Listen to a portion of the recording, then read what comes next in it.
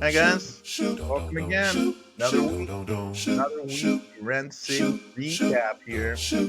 Name's Rencity, New York, host of sports and shorts of sorts. Had too much NBA content, so I started this weekly thing. Let's get at it, guys. This is the 19th episode now. Let's hop right to it. And just like I said, 19th version of doing this, and in each one, I start out east, just like the where the sun rises. We start in the Atlantic Division, starting with the Boston Celtics, still holding the best record in the NBA. I know they went 2-2 this past week. I know, they crushed the Mavericks by 28, absolutely annihilated the Warriors by an outrageous 52 points. Excuse me. And that extended their winning streak to an NBA season high 11 games. Then they lost a tight one to the Cleveland Cavs, despite leading by 22 points in the fourth quarter. And the Cavs didn't have Donovan Mitchell in the game, so that was a tough one. Tatum had a chance to do something late there, and he didn't really come through. Then the Celtics would lose in Denver to the defending champions. And this was the first time Boston's lost back-to-back games since November, when they lost to the Timberwolves and the 76ers consecutively. Now, listen, I'm not saying the Celtics need to be in panic mode. I mean, they did just win 11 in a row before losing those two. And I mean, those were two tough teams they lost to. And it's inevitable. You're going to lose eventually in the NBA here and there. It's what Coach Mazzulla does now to get his team to bounce back from this. They go right in to take Phoenix, right in the Phoenix to take on the Suns. So this losing streak could go to 3. The Celtics continue their road trip in the Portland and Utah before returning home to play those Suns again. And I do see the Celtics bouncing back and starting another little winning streak. I've mentioned it before. I do believe they have the best starting five still in the NBA. Come playoff time, this team's going to have the most pressure on them to win a title. They've been close so many times. Ken Brown and Tatum do it. They've been talked about being able to do it or getting split up so many times. I do believe this is the best team right now for them in their run. That I do think Drew Holiday is a much better fit for them than Marcus Smart. Nothing against Marcus Smart. He's a great player. I know he's been injured most of the year with the Grizzlies, but Drew Holiday, KP, and the improvement of Derek White. This team's good. They lost those 2 games and they struggled at points. Jaylen Brown looked good in that loss to the Nuggets. Well, Tatum not so much. But like I said, the real pressure on this team is going to become playoff time. Next in the Atlantic, the Knicks, they didn't have a busy schedule. They went 1-1 this week, which is nice considering how many injuries they've had. The Knicks went into Cleveland and beat the Cavs to end the night after the Cavs ended the Celtics winning streak. So they were a little tired. Like I just mentioned how that winning streak the Celtics did and the Cavs broke it up. At the very next game, they had to go and face the Knicks, and you could tell they were winning. And poor Jalen Brunson, like not even a minute into the game, he'd get injured and have to leave, and he'd miss the next game against the Hawks. And with him out, the Knicks would drop that one. So it's saying Brunson could come back soon, and OG Anunoby, who's been recovering from that surgery to remove a loose bone fragment in his elbow, he should be back soon. So that's huge for the Knicks. They've just been kind of trying to stay afloat with these guys. Julius Randle, he's still out. Mitchell Robinson said they should be back before the playoffs, hopefully, but we'll see what New York can do. With Brunson in, I have no doubt this team can stay afloat without him. That's a whole different thing. So we'll see what they can do until the reinforcements come. We'll go from New York to Philly. The Sixers went 2-2 this past week, beating the Hornets in Philly before going on the road and stunning the Mavs in Dallas. Tobias Harris, Maxey Oubre Jr., they were a huge big 3 in that win in Big D. Maxey would miss the next 2 games due to being in concussion protocol, and the Sixers would lose in Brooklyn, and then again against the Grizzlies. The Sixers just had no answer for big man Jaren Jackson Jr. in the paint on the defensive end, and the lack of offensive punch without Maxey. Like Tobias Harris, you can't have 8 points in a game, man. MVP Joel Embiid is slated to make a return to the lineup around the beginning of April, so hopefully we see him on the floor. This team goes as Embiid goes. Sixers are also playing without DeAnthony Melton and Robert Covington, so like I said, they're hurting. They got some tough ones coming up. They host the Pelicans before a back-to-back in MSG. Sorry, against the Pelicans before having back-to-back games in Madison Square Garden before going into Milwaukee. I just saw MSG or something. I was thinking something else. Back to New York. The Nets went 2-2 this past week, much like the Nets season this week was up and down for them. They beat the Hawks, but then they fell to the Grizzlies. They beat the Sixers, but then they lose on the road to Detroit. Hard to determine where the direction of this team is going. Like, it seems they want Mikal Bridges to be that guy, but some nights he's not close to being that guy. The one thing they can confirm is Ben Simmons' availability, which is no availability. It's announced the Australian will remain out for the season while he consults specialists and explores treatment options for the nerve impingement in his lower back. Does not sound fun. He's only played 15 games for the Nets this season and has played a total of 57 games in 3 seasons. That's wild.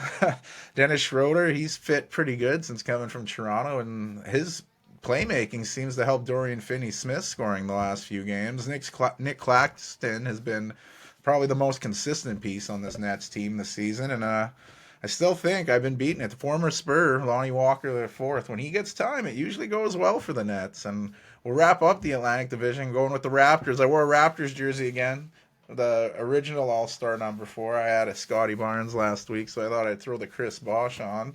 The Raptors went 1-3 this past week. They lost at home to the Warriors and lost one of the main pieces of that team for extended time. Like I said, I wore his jersey last week. Scotty Barnes, he fractured a bone in his left hand, and it was said the All-Star underwent surgery to address the issue, and there isn't a timetable for his return. Then the Raptors would win their next game against the Hornets, but they'd get another blow to the lineup. Big man Jakob Poeltl tore his hinky ligament in his hand, and he had to have surgery. Again, no timetable on his return. So then the Raptors would, with those injuries, they'd lose 2 in a row, losing by 41 on their home floor to the Pelicans, and then losing by 7 in the desert against the Suns.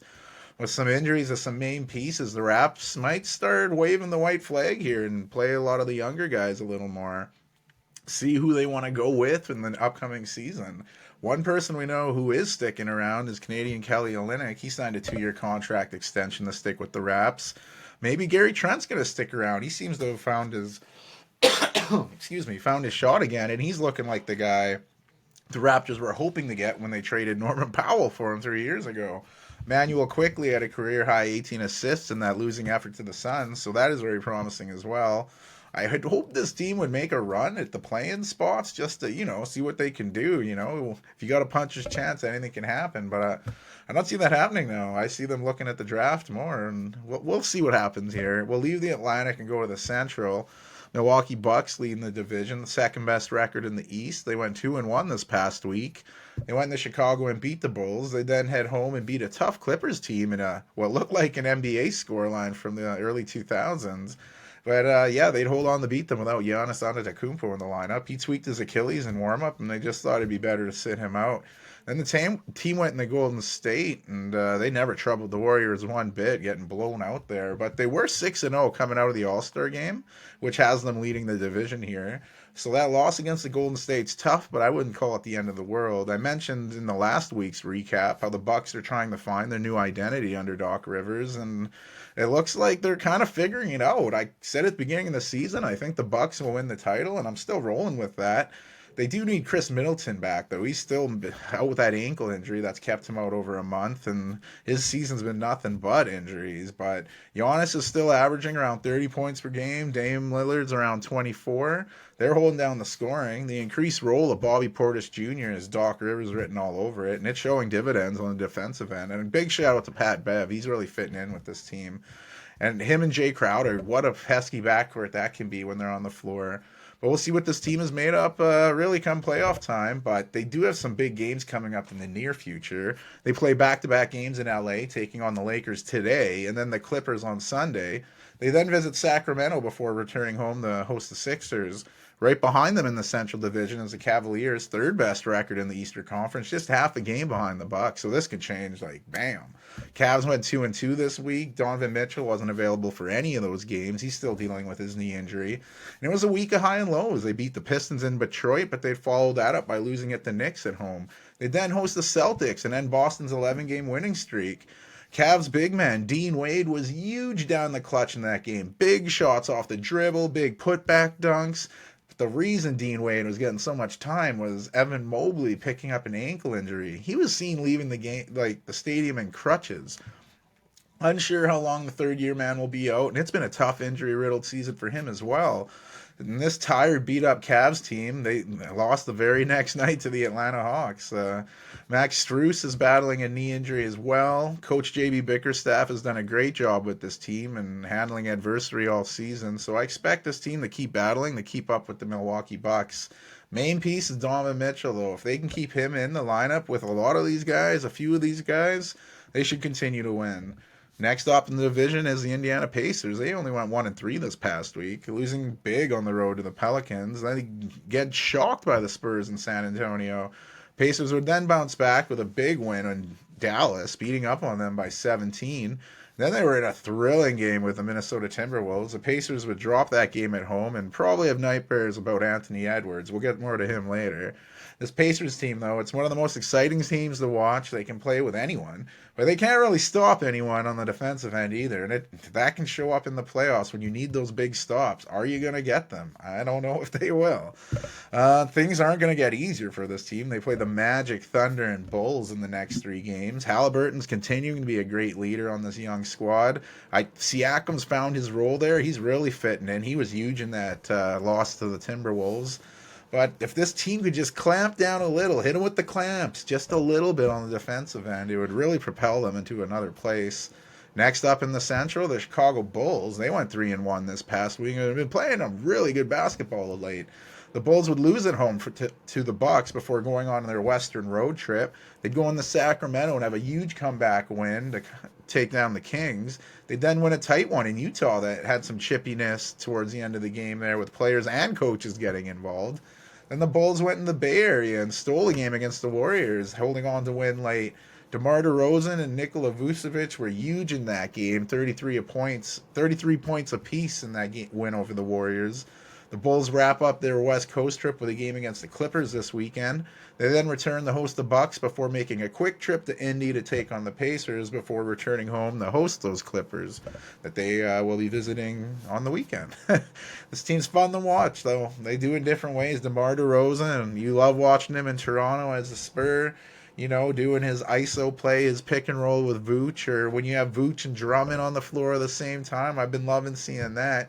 These Bulls sit 9th right now in the East, and I doubt they're putting a lot of fear in the other teams, but let me tell you, you do not want to play the Bulls. They could shock you. Wrapping up this division, we go to Detroit. Oh, and back to the Bulls real quick. I got to give more shout out to Kobe White. I've been saying him for most improved most of the year. We'll get to that near the end of the show. But also to Ayo Dosunmu. Man, the former Illinois player has been lighting it up. Got to give props to him. But you know what? We'll wrap up this division now. We'll go to Detroit. Pistons went 1-3 this past week, losing the Cavaliers at home and losing 2 games in Florida to the Magic and Heat, respectively. The Pistons then returned home and beat the Nets. Huge games for Cade Cunningham and Jaden Ivey. Ivey had 34, Cunningham had 32 and 11 dimes. Massive win for this team who has played better ball since the trade deadline. They're not always getting wins, but they're in these games, and hey, they got the win. When you're in the games, you can get the win.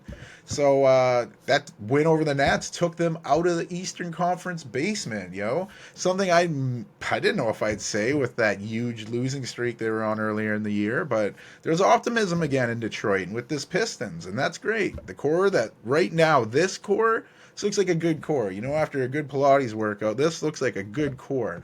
And we'll see what Coach Monty Williams can do to help mold this young team into a future winner. We'll wrap up the Eastern Conference by going to the Southeast with division-leading Orlando Magic, 4th best record in the East. They went 3-0 this past week as they're rocking a 5-game winning streak. They beat the Pistons, Hornets, and Wizards. And as predicted in last episode, I mean, it wasn't a bold prediction, but I said they'd probably beat these 3 teams. And yeah, they did. All-star Paulo Banchero is continuing to look like the leader on this team, leading the team in 3 categories. This team's so deep. Usually Franz Wagner is right along there with Banchero, but he's kind of splitting the role up a bit here. Cole Anthony, Jalen Suggs, Wendell Carter Jr. has really stepped up. And this team's looking like the Orlando Magic we saw near the beginning of the season, which means trouble for the rest of the league. We'll see how much longer this winning streak goes. Staying in Florida, we'll go to those Miami Heat, sixth best record in the East. They went 2-1 this past week, pummeling the Jazz, then beating the Pistons before losing in Dallas to the Mavericks. Jimmy Buckets, he's been playing great lately for the Heat, and as they're slowly starting to get healthy again, they're developing some chemistry. Because remember, they got some new pieces here, like Terry Rozier. He's still finding his way with the team, and having him healthy is going to be a good reason to help him figure things out with the team. This team always seems to turn it up around this year. You know, it's the Heat culture. And I know this year they prefer not to have to go with the play-in route. So 76ers and Pacers are right behind them in the standings and are also looking to avoid the play-in route. So we'll see who has that seed by the end of the year. Next up in the division, the Atlanta Hawks, currently sitting in the 10th seed, the last play-in spot. The Hawks are still without Trae Young, who's out with his hand injury after his surgery. And they went 2-1 this past week, losing to the Brooklyn and the Nets. They'd then bounce back and win 2 straight, beating the Knicks, and then they'd beat a tired, beat-up Cavs team. This team is trying to figure out who they are with DeJounte Murray running the show rather than Trae Young, and big bright spot on this team is Jalen Johnson. His consistent plays, even since coming back from injury, has been something else. If he keeps that up and the Hawks hold on to a playoff position, or play-in position, maybe he'll be hoisting the most improved player trophy at the end of the year. The Hawks have some games coming up against the Grizzlies, Pelicans, and Blazers, so you know, typical of how the Hawks seasons go, they'll probably lose to the teams with the losing records like the Grizzlies and Blazers, and they'll probably beat the Pelicans in an all-bird battle. But we'll go from Atlanta to Charlotte. The Hornets went 0-3 this past week, and they're on a 5-game losing streak, losing to the Sixers, Raptors, and Magics. I feel weird saying Magics. But anyway, things look to be turning for the Hornets post-trade deadline, but maybe that was a little bit of a honeymoon phase. The Hornets have been struggling on both sides of the ball in big moments of the game, and that's just not how you get wins right now. And it's just something they're going to have to work through, you know, as this young roster develops together. Number 2 overall pick, Brandon Miller, is looking really good. The rookie's starting to show some promise and show why he was drafted so high in the draft. And the Hornets, you know, they have some winnable games coming up. The Wizards, Nets, Pistons, Grizzlies. We'll see if this Hornets team can break that streak and maybe start a winning streak. We'll wrap up the Eastern Conference by going to the new basement dwellers, the Washington Wizards. 0-3 this past week on a 16-game losing streak. That would seem unreal, except the, you know, Detroit streak I mentioned earlier went a little longer at 28 games, but the Wizards lost by 25.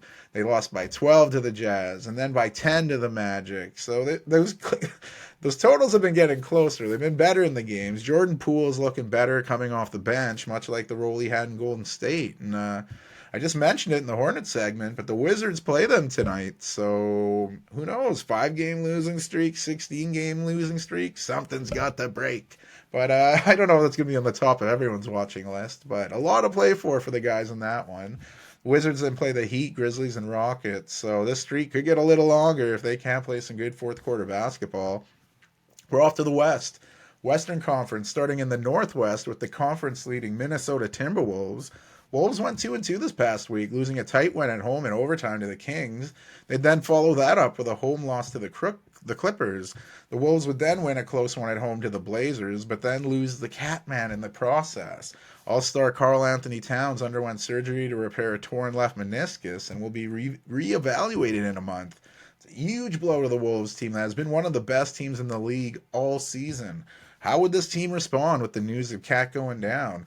Well, Anthony Edwards would go to the locker immediately into the game with an ankle. He'd come back, and then he'd go to the locker room again limping, but he'd come back again. And late in the game, he was making shot after shot, but the Pacers weren't backing down. Halliburton was making shot. This was entertaining basketball, people. Edwards had a chance to make 3-point game at the free throw line, missing the second. It would roll out, and rather than calling a timeout, Rick Carlisle's like, let's roll with it. We're doing it live. And it was a fast break. It looked like Aaron Nesmith was going up for a layup. There was some contact on the bottom. I mean, you could have called it, but nobody was looking down here. Everybody's head was looking up into the sky. Anthony Edwards, the guy who missed the free throw, was flying through the sky, blocking the shot, hitting his head on the rim, crashing to the floor. I do not know how he popped up. Young legs, I guess. He said it's the highest he's ever jumped after the game. It really is one of the greatest blocks you'll ever see just because of the athleticism alone. It is unreal. And, oh yeah, he just matched a career high with 44 points in the game. It's a pretty good response to Karl Anthony Towns going out with injury. But like Charles Barkley said, he can't do this every night.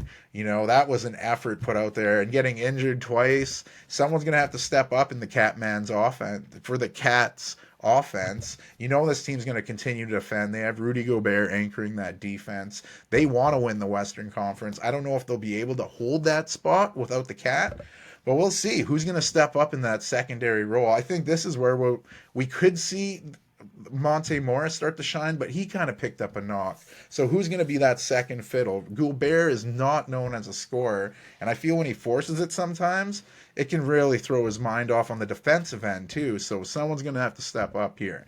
Next up in the division and the conference, the Oklahoma City Thunder. They went 2-1 this past week. Went in the Phoenix and beat the Suns, but they'd follow that up by losing to the Lakers. A game that could be troubling optic-wise to Thunder fans. As those veteran Lakers really bullied the Thunder. It was some bully ball for sure. Hopefully not playoff foreshadowing in their minds, but Thunder would bounce back by beating the Trailblazers in a close game. And they have some tough games coming up against the Heat, Grizzlies, Pacers, and Mavericks. And I still have SGA leading that MVP race, and we'll get more into that later. And Jalen J-Dub Williams, great secondary scorer, even though he stunk it up against the Lakers. And Chet Holmgren kind of had that mid-season lull around the All-Star break. He's turned it around from there, especially on the defensive end too. And the thing with the Thunder, they are in every game because they do play good defense. It's great to see a young team doing that. But that youth does scare me come playoff time because, like I was alluding to, those Lakers bullied them. So any of those teams with veteran experience could really, show up to them in the playoffs. But we'll see. We'll go to the defending champions, the team next up in the division and the conference, the Denver Nuggets. They went 2-1 this past week, playing some pretty stiff competition. The Nuggets would beat the Lakers, but then they would return home and fall in OT to the Suns. They had to come back to force OT, but the Suns really took off in OT. The Nuggets would then host the Celtics in a marquee matchup, and the Nuggets pulled away late, giving the Celtics their second loss in a row. Aaron Gordon had some big dunks in that game, including a putback that was awesome. He cocked that joint back and banged on him, and the crowd was rocking. The Celtics had no answer for two-time MVP Nikola Jokic. He might be the best player on the planet right now, which seems unreal. He's a center doing things at his slow pace. He doesn't look the most athletic, but he's dominating this league. It's something else. And, there was a little scare near the end of last week when Jamal Murray had an ankle injury when he went down, but he's bounced back fine from that. He's looking good, and he needs to be playing in order for this team to win back-to-back championships, which they look very much capable of doing. Next up in the division, the Utah Jazz went 1-2 this past week, losing a close one in Miami before returning home and beating the Wizards. They then hosted the Bulls in a game that could have went either way. The Bulls held on, and there was some chippiness I mentioned after that game. Bulls coach trying to break things up and grabbed Utah's John Collins, grabbed the coach and pushed him, but in a still frame, it looked like he was choking him, and people are like, oh, Lord, he's choking him. It was clearly not the case. Played up. Picture does not say 1,000 words in that one, but this team is playing hard. Been involved in some close games, but they just can't seem to get wins. Jordan Clarkson continues to be a killer off the bench. Colin Sexton, perfect guard to be leading this team. This team's giving off vibes like we're 5.5 games back of the play-in spot, and we're okay with that. So who knows? This team may be content on missing the playoffs again and looking towards next season. I hope not. I ain't pro-tanking by any means. I hope they try to turn it up. We'll wrap this tough division up by going to Portland. The Trailblazers went 2-2 this past week, beating the Grizzlies by 30 and then beating them in a much closer game that even went to overtime. The Blazers would then lose a close one in Minnesota, followed by another close one, this time by the Oklahoma City Thunder. Some bright spots in Portland has been the scoring of Anthony Simons. He's still looking like the real deal as a good scorer in this league, just needs to stay healthy. I'm loving what Duop Reith is doing with his extended minutes, the former NBL player. Plus, Canadian Delano Banton seemed like an afterthought after getting acquired from Boston, but he's really playing great lately, and he might have found a new home in the northwest of the U.S. This team looks all about next season, as they should be with their youth and developing here. They do play in a really tough division, so we'll see how they play the rest of the year here and see what Chauncey Billups can get out of his guys. We'll leave the Northwest for really one of the toughest divisions in the NBA, the Pacific, starting with the division leading Los Angeles Clippers with the fourth best record in the West. They went 3-1 this past week. The Clippers crushed the Wizards by 25. They followed that up by winning a close one over the Timberwolves. Then the Clippers would fall in Milwaukee to the Bucks, but they bounced back and beat the Rockets despite being real down in that one. The Clippers team, when they're clicking, like I said, this team is a legit title threat. I see them staying in the mix with that Northwest top three there, and if healthy, this very ring hungry team, a lot of vets that are just missing that from the trophy case. They're ready to do whatever it takes to get that elusive NBA championship ring. Russell Westbrook's been battling injuries, so hopefully he can get back too. You love seeing Westbrook out there. We're going to leave California briefly, go to the Phoenix Suns. They went 2-2 this past week, losing to the Rockets in their series of games they had with each other. They follow that up with another home loss, this time to the Thunder. But the Suns would visit the Nuggets in a classic match where the Suns almost gave it away and the game went to overtime, where, like I mentioned earlier, the Suns would take over, mostly Kevin Durant cranking it up and leading his team to victory.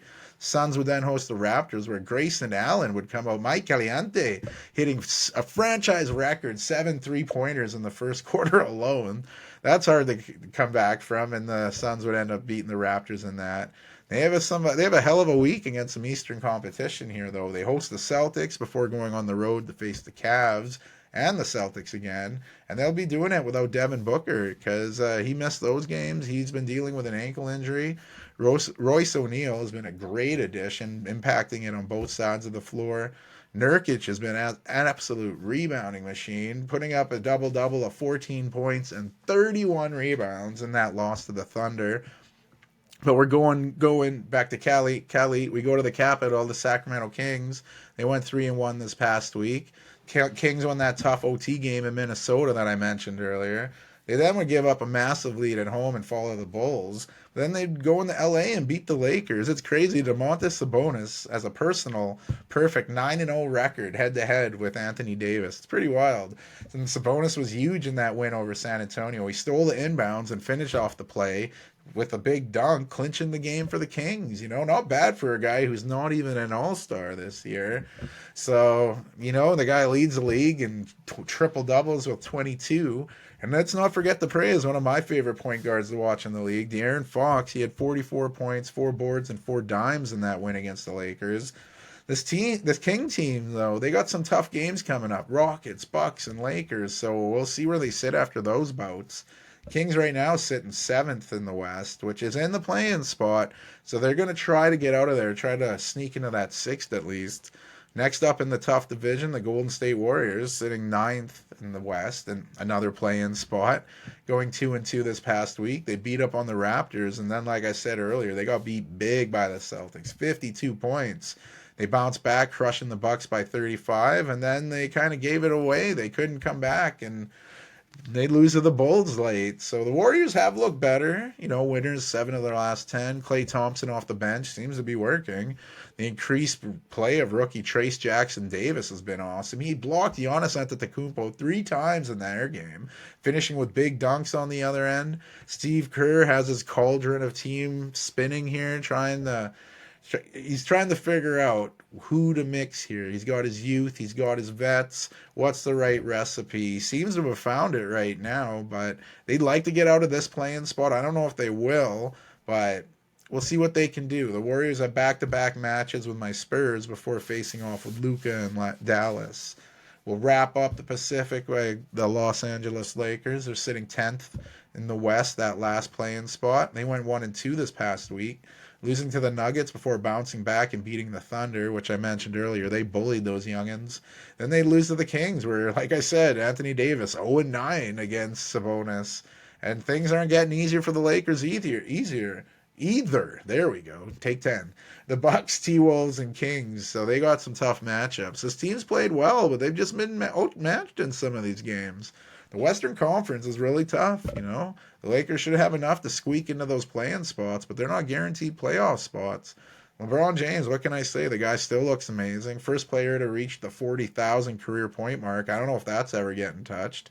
D'Angelo Russell still playing great, and I picked them to make the finals at the beginning of the year. They're not picking the easiest path, but there's still a chance. We'll see what happens. We'll wrap up the team recap segment here with the Southwest Division. Division leading New Orleans Pelicans. They sit fifth in the West. They went 2-0 this past week, beating the Pacers by 27. They then beat the Raptors by 41 in Toronto. This Pelicans team is starting to look like the Pelicans we expected them to be. Winners of 7 of their last 10, doing it in big ways. Some nights it's Zion, some nights it's CJ, other nights it's Ingram. This team's doing it all, but Trey Murphy, he's really stepped it up as of late. We know he missed time earlier in the season, but he's really found himself now. This team is just so deep, and everyone's finally trending towards being healthy. That combination could lead to this Pelicans group starting to fly up the standings a bit, keeping them out of that play-in spot. Not too far behind them in the division, the Dallas Mavericks. They went 1-3 this past week, losing 3 in a row before ending that streak last night. The Mavs lost to the Celtics by 28. They then dropped games to the Sixers and Pacers, but then the Mavs were able to bounce back and win against a very tough Heat team. Luka Doncic has been putting up absolutely insane numbers right now. They weren't translating the wins, but I mean 5 consecutive games of 30-point triple-doubles. That's Russell Westbrook stuff back when he was on his big runs there. So the Mavs sit 8th right now, which would have them in the play-in. So they're going to try to, like some other teams, go on a little run here to catch the team above them, which would be the Pelicans in their division. But it's not going to be easy. They got the Pistons, that might not seem like a tough game, but the Pistons are feeling confident. They got the Bulls, who are surging right now. They then host the Warriors. So the Mavs got some tough games coming up. We'll see what happens. They could also go on a 4-game losing streak by next episode, or they could continue their winning ways right now. We'll see. The West is that good. And, we'll stay in Texas, go with the Houston Rockets, 2-1 this past week. They went into Phoenix, and like I said, they had tons of games with Phoenix lately, and they ended up beating them in this one. They then host the Spurs and beat them by double digits. They then host the Clippers and look like they get another win, but they cough up that lead, leading to a Clippers win. This team is looking like they should be a legit threat next season. I know they've shown tons of improvements, like Turkish big man Alperen Sengun going up against my boy Victor Wembanyama, putting 45 points and 16 boards on him. The next game, he had a triple-double, 23 points, 19 boards, and 14 dimes in that loss to the Clippers. Jalen Green still looking like a legit scorer. Like, it looks like he's getting better coaching this year. That's probably the Ime Udoka effect and his staff, but he's really developing. Cam Whitmore, Amen Thompson, they're great-looking rookies. Like, I'm telling you, this is next year, maybe they'll get in the playoffs, but I mean year 3, so not next year, the year after, whoo-wee, Rockets are going to be a problem. We'll leave Texas for a moment, go to the Memphis Grizzlies. They went 2-2 this past week, losing back-to-back games against the Blazers I mentioned earlier, but they bounced back with wins over the Nets and Sixers. Jaren Jackson Jr. is the only regular starter playing right now, and he's been playing big. Vince Williams Jr., Santi Aldama, they've been putting up good numbers with the extra minutes. And over the last few games, out of nowhere, Jake LaRavia has been, I probably butchered his name, but he's been playing amazing for the Grizzlies. Former Wake Forest Demon Deacon has been making the most of his time since working his way up from the G League. This team's so injury-riddled, yet they're winning games. Really shows you how great of a coach Taylor Jenkins is. And we'll wrap up our recaps this week going to the basement of the Western Conference, my San Antonio Spurs.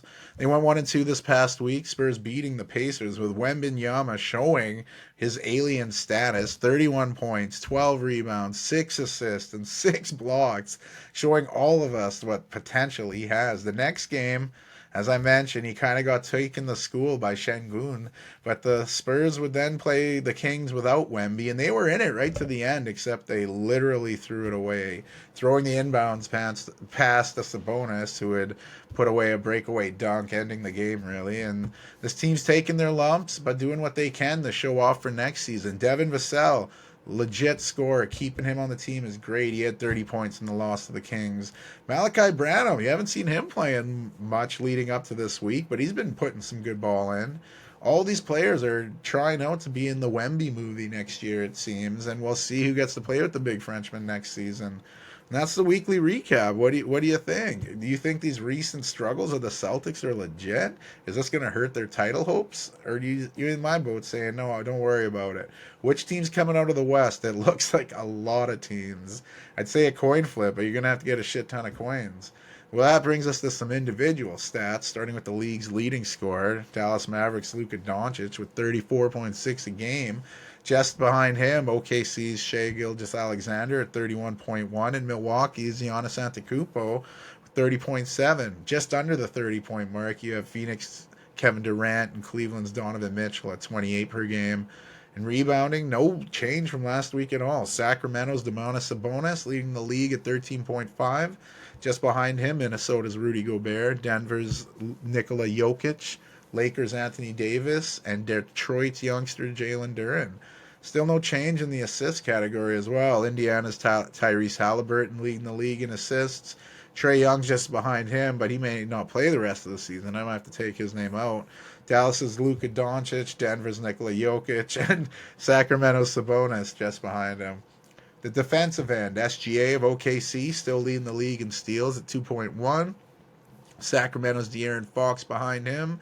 And just behind them is Cleveland's Donovan Mitchell, Portland's Matisse Thybulle, and Clippers' Kawhi Leonard. Shot block leader, number one overall pick, my boy, Victor Wembanyama, 3.4 blocks per game. Just behind him, Utah's Walker Kessler, who is still coming off the bench. Brook Lopez of Milwaukee, Chet Holmgren of OKC, and Anthony Davis of the Lakers. Leading us to the Rencity top five. As the top five looks, Boston Celtics at 1, Timberwolves at 2, Nuggets at 3, Thunder at 4, and Milwaukee Bucks at 5. So despite their first two-game losing streak since early November, I still have the Celtics as the best team in the league. They lost two tough games and close games, and I still have them as the favorites right now. I almost dropped the Timberwolves another spot because of the injury to Cat, but Anthony Edwards told me to slow my roll a bit with his great play. The Nuggets could have moved all the way up to number one, especially with that head-to-head win over Boston, but those three teams are kind of neck and neck right now. I have the Thunder in fourth because they still look great other than that bullying they took from the Lakers. And the Bucks sneak in ahead of the Cavs for me because they seem to be getting healthier, minus the Middleton.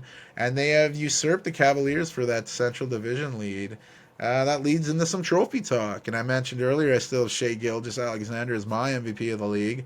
But it's damn close. Denver's Nikola Jokic has really emerged to maybe take his third MVP of his illustrious career.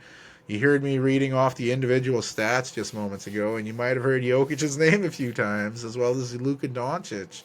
He needs a few more wins, I believe, to get into that category, but we'll see. My rookie of the year still got to be Victor Wembanyama to win. The Spurs big man's putting up crazy numbers, except for that game against Şengün. He's kind of outmatched that night, but he's been doing it all for the Spurs. There's still time for Chet Holmgren of OKC to catch him, but it's all Wemby here. Sixth man of the year, I'm still leaning towards Malik Monk of the Kings. True difference maker on the team, averaging almost 16 points a game and 5 assists off the bench. Just behind him, I have Karis LeVert of the Cavs and Tim Hardaway of the Mavs. Most improved, still getting closer each day now. I still think Chicago's Kobe White has it. But like I mentioned in the Hawks portion, Jalen Johnson is trending in the right direction to take that award. His numbers have been great. And he's even getting more touches without Trae Young in the lineup. Defensive player of the year, I'm still thinking Rudy Gobert. The Wolves anchoring the best defense in the league while second in the league in rebounds. Say we got to give Wembanyama some votes with that 3.4 blocks per game as a rookie leading the league. But man, Walker Kessler, if he got time, he could maybe be in this mix. He's second in the league in blocks at 2.7 per game, and he's averaging 23 minutes per game. That's pretty wild. Coach of the year, I still have Minnesota's Chris Finch winning that. But maybe he'll lose some votes if the Wolves drop out of the top because of the injury to Karl Anthony Towns, which could open the door for Joe Mazzulla of the Celtics or Mark Daigneault of the Thunder, JB Bickerstaff of the Cavs. Like, it's crazy what JB's been doing with that Cavaliers roster. They've been injured a bunch, and they just keep fighting. It's a tight race, but former Raptors assistant coach Chris Finch, this could be his year to win the trophy. And that's a wrap on the trophies, on the teams, and everything in betweens. And that's 19th episode now by yours truly, Rencity. Thanks for tuning in. Lots of important games coming up. Help set the playoffs here. Some players coming back from injuries. Some players heading to the injured list. Let's hope the injured ones get healthy back soon. We want to see everybody out there at their full potential. And hey, it's also International Women's Day, so shout out to the women out there. Different leagues involving women. Talk some women's leagues on my other podcast, Sports and Shorts of Sorts. The big thing right now, NCAA women's basketball. Such a great group of players right now. It's insane how deep they are. A lot of them freshmen too, like Juju Watkins or Hidalgo from Notre Dame. And it's a really cool thing I read about with Fox. They've been covering a lot of women's college basketball, and more people have been tuning in to watch women's college hoops this year than the men's. So that just shows you, if you show it, people will watch. So tune in. You know you're going to hear all that support from me. So again, thanks for tuning in. NBA's looking good. Lots of big games coming up. Get your ball out. Hold that follow through. Cheer for your team. Do what you got to do. Rencity out.